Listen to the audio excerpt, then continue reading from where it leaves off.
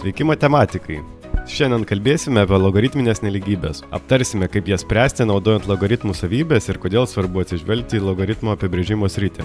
Pradėkime. Logaritminė nelygybė yra nelygybė, kurioje yra logaritmo funkcija. Šiuo atveju a yra logaritmo pagrindas, o f nuo x ir g nuo x yra funkcijos. Kaip ir sprendžiant paprastas nelygybės, čia taip pat reikia išskirti x, tačiau svarbu atsižvelgti į tam tikras logaritmo savybės. Logaritmų savybės leidžia mums pertvarkyti logaritminės nelygybės į paprastesnę formą. Štai yra kelios pagrindinės logaritmų savybės. Jos padės mums pertvarkyti logaritmus ir lengviau rasti sprendinius. Pabandykime išspręsti štai tokią logaritminę nelygybę.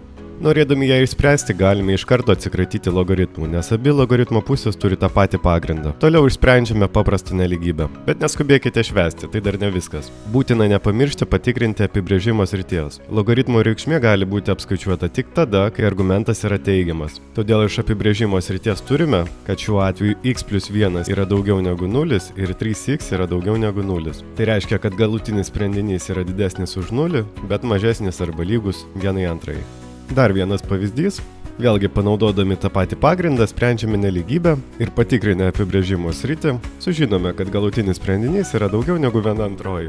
Kartais gali pasitaikyti atveju, kai lyginami reiškiniai neturi to paties logaritminio pagrindo. Arba kaip šiuo atveju iš viso jo neturi. Bent jau iš pirmo žvilgsnio. Šiuo atveju reikia panaudoti logaritmų savybės. X laipsnio rodiklį kvadratą galime iškelti prieš logaritmą. Tada padalyję abi nelygybės pusės iš 2, pastebime, kad x yra daugiau arba lygu 5 kvadratu. Kaip matėme, labai svarbu atsižvelgti į logaritmo apibrėžimo sritį, nes logaritmo argumentas turi būti teigiamas. Jei to nepaisysime, galime gauti neteisingą sprendinį. Tikiuosi, kad ši tema tapo aiškesnė ir dabar jaučiatės labiau pasitikintis spręsdami logaritminės lygtis bei nelygybės. Nepamirškite įtvirtinti naujai įgytų žinių, spręsdami praktinius uždavinius, kuriuos galite rasti www.edusia.lt svetainėje. O kitą pamoką gilinsimės į nelygybę su moduliais. Pakartosime modulio sąvoką, pertvarkysime nelygybės į standartinius pavydalus ir išmoksime jas spręsti taikydami modulio apibrėžimą bei intervalų metodą. Iki greito!